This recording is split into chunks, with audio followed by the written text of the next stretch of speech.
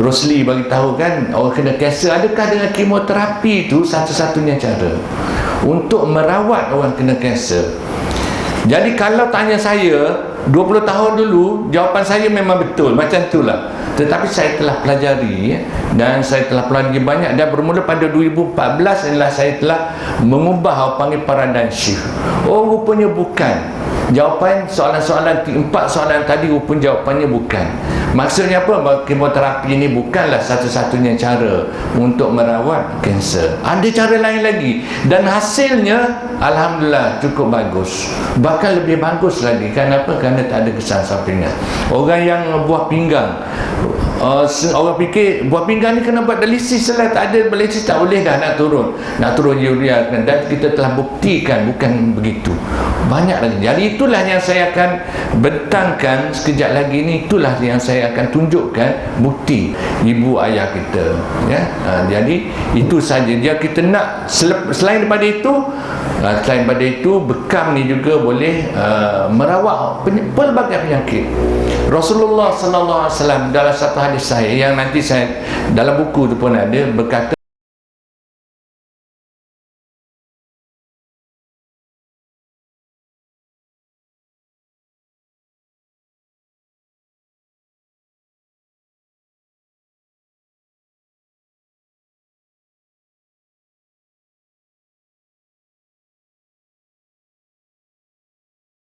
kalau ada 10 cara, 10 penyakit yang boleh sembuh dengan bekam pun, tu dah cukup, dah satu kejayaan saya beritahu.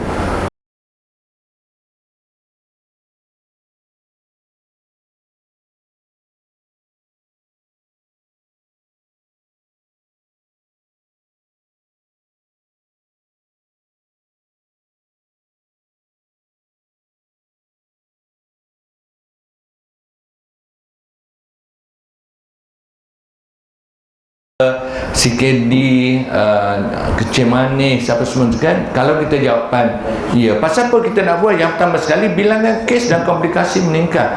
Kalau kita tengok bilangan kes, bagilah kes apa pun, kecil manis, kita dah 64 tahun kita merdeka, bilangan kes meningkat, tak pernah turun dalam 64 tahun. Kecil manis, darah tinggi, sakit jantung, kanser, semua meningkat. Kita saya bagi tahu, kalau kita dapat buat bekam di kalangan pesakit-pesakit diabetes dan satu hospital saja di USM pada masa itu, kita boleh jimat 1 juta satu tahun paling kurang. Kita tak perlu ambil insulin, dan memang terbukti lah kita buat, bila kita buat rawatan gini, insulin, orang ambil insulin 4 kali sehari pun boleh berhenti insulin, ya. Itu yang pertama, bilang kes meningkat. Ini bukan kes saja meningkat, ICU meningkat, pusat dialisis pun tak ada satu tempat yang kosong tau.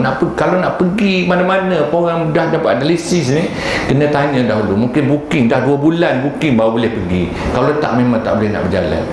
Pusat dialisis, sekolah khas dan sebagainya. Apa lagi? Kesan sampingan ubat-ubat. Saya nak tunjuk ni, mungkin tuan-tuan dan puan-puan akan terkejut bila saya sebutkan kesan sampingan ubat-ubat ni. Saya nak tunjuk sini. Ini bukan selindung-selindung, ini benda apa orang panggil. Saya nak tunjuk ni dulu, kesan sampingan ubat. Pada 17 Julai 2018, kerajaan Amerika telah menarik balik ubat, dia panggil ubat wasatan. Wasatan ni ubat darah tinggi yang orang panggil pada masa tersebut ni paling mahal dalam pasaran, kerana digunakan untuk ubat untuk orang darah tinggi. Tetapi terpaksa dipanggil balik, maksudnya ditarik balik daripada pasaran, tak boleh nak jual dah. Pasal apa? Sebab dia telah menyebabkan barah bladder. Itu adalah wasatan ataupun Diovan. Dan bukan Diovan saja tau. Dan saya tengok dalam web, bukan Diovan saja yang telah ditarik balik. Kerana apa? Diovan ni telah ditarik balik kerana barah bladder, kemudian rosiglitazone ataupun ubat Avandia nama dia. Itu pada tahun 2010 lagi 100,000 orang meninggal disebabkan oleh sakit jantung dan juga stroke, ubat Diovan. dan telah terpaksa ditarik balik. Kemudian ubat Vayok ni ubat tahan sakit, boleh menyebabkan serangan jantung, strok, dan 27,000 orang meninggal. Dan ubat Zoko ni ubat statin, ramai lagi masih yang pakai. Kalau macam kita ke klinik saya, memang saya tak pakai ada Zoko ni. Kerana apa? Dia boleh menyebabkan kerosakan pada hati. Jadi itu adalah kesan sampingan ubat-ubat ya. Okey. Lagi apa dia lagi yang kita nak tengok ialah, cuba kita tengok terdapat rawatan alternatif. Inilah yang saya nak tumpukan pada hari ini. Jadi kalau kita kata ubat yang ada di hospital tu banyak kesan sampingan, kita ada alternatif ke tidak? Contoh untuk kanser, katalah kena kanser payudara dan sebagainya, katakanlah kita tak buat kemoterapi, ada alternatif ke tidak? Jawapannya ada. Dan kita telah banyak kes yang barah payudara, barah lidah, barah korong-korong kita rawati, dan alhamdulillah dia telah pulih sepenuhnya. Saya akan tunjukkan nantilah ya, dengan bekam dan juga campur dengan yang lain. Dan terdapat rawatan alternatif yang berkesan dan selamat serta berdasarkan bukti, evidence based. Semua orang nak evidence based. Masa saya nak mula-mula buat bekal ni pun, perkara soalan pertama yang orang akan tanya, ada evidence ke tidak? Jadi jawapannya tak ada evidence. Habis macam mana kita nak buat kalau tak ada evidence? Kita kena buat evidence. Itulah sahabat research. Saya panggil semua pesakit-pesakit diabetes, saya akan cerita detail nanti. Kita panggil pesakit diabetes dan kita mulakan proses bekam pada mereka, dan itulah dia evidence. Dan bertasat. Dan selepas ada evidence macam tu, kita suruh buat di hospital kerajaan ni, di hospital USM memang kita dapat buat sebab bawah kawalan kita. Tapi saya approach DG, buat surat pada DG, kita dah ada evidence kan, nak suruh buat, tak nak buat juga. Tapi tak macam mana. Jadi dengan Kementerian Kesihatan pun tidak bersedia untuk lakukan. Kita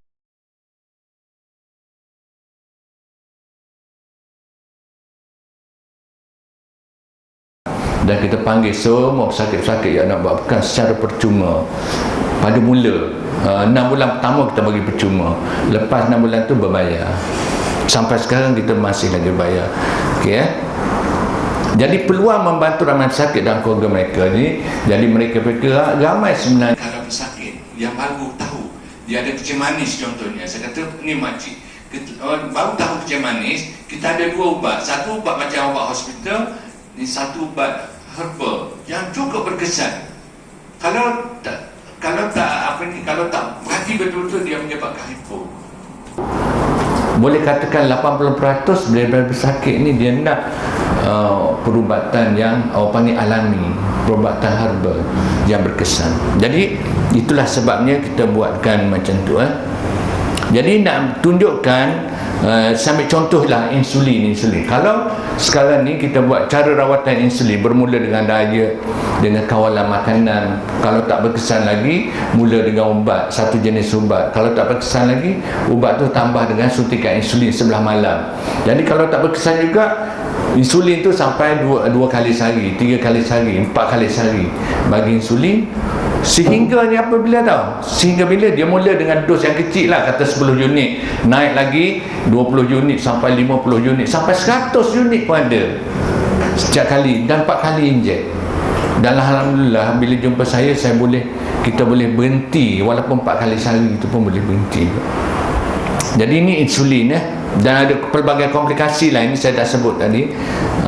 Dan sekarang ni semua orang lah terlalu panggil fokus tentang COVID-19.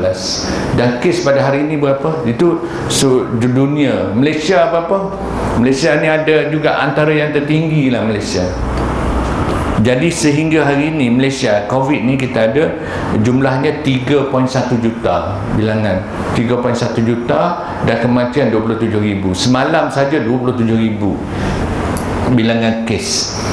Dan seluruh dunia 417 juta. Jadi cumanya saya nak tuan-tuan dan puan-puan cuba tengok di sini kematian. Jadi kematian ni bukan sahaja COVID Cuba tengok yang ni, kematian COVID ni untuk 3 bulan terakhir, 3 bulan terakhir pada tahun lepas, Oktober, November, Disember, berapa tau? COVID-19 314,000 kematian. Cuba tengok kematian oleh HIV 200, kemalangan jalan raya, malaria, kanser, 1.1 juta kematian.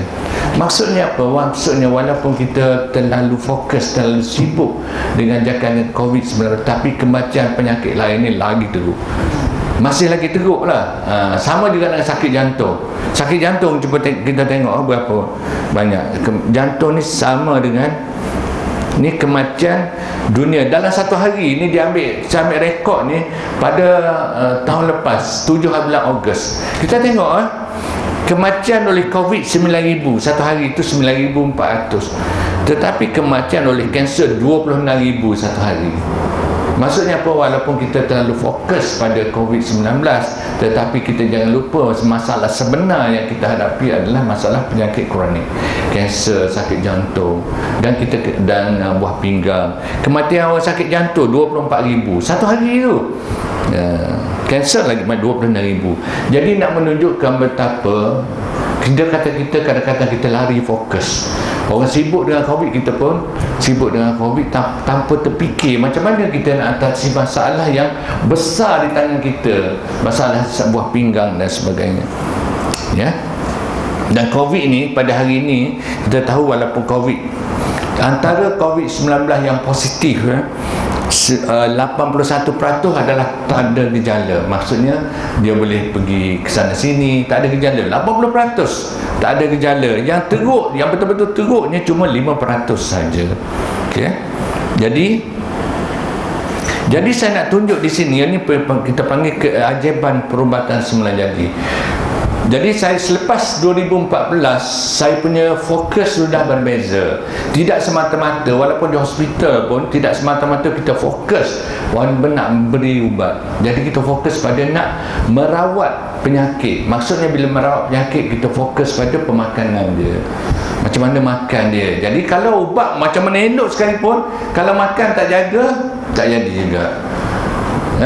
Dan kalau macam mana ubat baik sekali mana pun, kalau kita tak detox, tak buang kekotoran dalam badan tu, tak jadi juga. Jadi apa yang kita nak pelajari hari ini adalah peranan detox, atau macam mana kita nak keluarkan bahan-bahan dalam badan yang ada bawah kulit, yang ada dalam darah. Macam mana nak keluar? Itulah Allah SWT tunjukkan caranya melalui bekam. Ada cara lain kita nak detox, kita melalui air kencing. Air kencing tu salah satu cara nak detox. Masa buang air besar, orang perempuan masa datang period, itu pun adalah antara cara-cara kita nak mengeluarkan kotoran daripada badan. Tapi yang khususnya, Prof, boleh tak Prof cerita program untuk hari ini? Alhamdulillah pada hari ini kita buat program bengkel asas jurupekan klinikal, dan hari pertama ni kita penuhi dengan teori. Teori tentang kepentingan buat bekam, kat mana nak bekam, teknik nak buat bekam. Jadi semua tu kita ajar. Jadi ramai telah timbul kesedaran nak buat bekam. Kemudian besok kita akan teruskan dengan sesi praktikal. Kita akan tunjukkan macam mana dari segi teorinya nak buat bekam. Kita tunjuk secara praktikal lah, dan mereka boleh menjalani sendiri, boleh merasai sendiri macam mana bekam orang ni, sakit ke tak sakit. Jadi ramai orang tanya sakit ke, jadi kita boleh merasai sendiri lah tentang bekam itu sendiri. Okay. Satu Prof, adakah kelas ini akan berterusan, maksudnya lepas ni Prof? Ya, betul. Kita akan adakan secara berterusan setiap bulan. Kita akan buat 2 sesi satu bulan, hari Jumaat dan hari Sabtu. Dan pada hari sesi tertentu ni kita adakan juga di luar Kelantan. Jadi pada peringkat pertama ni kita buat di Kelantan hari Jumaat dan hari Sabtu, 2 sesi. Okey, Prof, macam hari ni kita tengok alhamdulillah sambutan memberangsangkan. Apa perasaan Prof sebagai yang menganjurkan benda ni? Apa perasaan? Alhamdulillah sudah ramai mereka yang sedar tentang kepentingan bekam. Jadi kebanyakan datang bawa bekam belajar ni adalah mereka berbekam sanak saudara sendiri dan sebagainya. Jadi ini satu petanda yang baik lah. Dan kita harap lebih ramai lagi orang yang sedar untuk kepentingan buat bekam ini untuk mengurangkan penyakit-penyakit kronik. Contohnya bila kita buat bekam, tekanan darah boleh terkawal, kencing manis boleh terkawal, kolesterol boleh terkawal. Jadi itu adalah satu petanda yang baik di mana timbul kesedaran orang di luar sana untuk buat bekam, untuk mengawal penyakit-penyakit kronik tadi. Okey Prof, macam mana kalau ada orang lain nak buat rawatan dekat Prof, macam mana? Itu boleh hubungi saya di talian 013 982 9918, 013 982 9918. Okey Prof, terima kasih. Okey, baik.